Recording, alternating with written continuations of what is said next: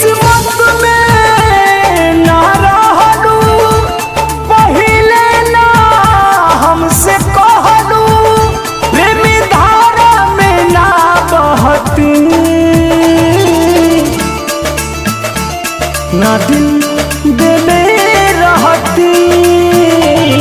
ना गम ले रहती ना दिल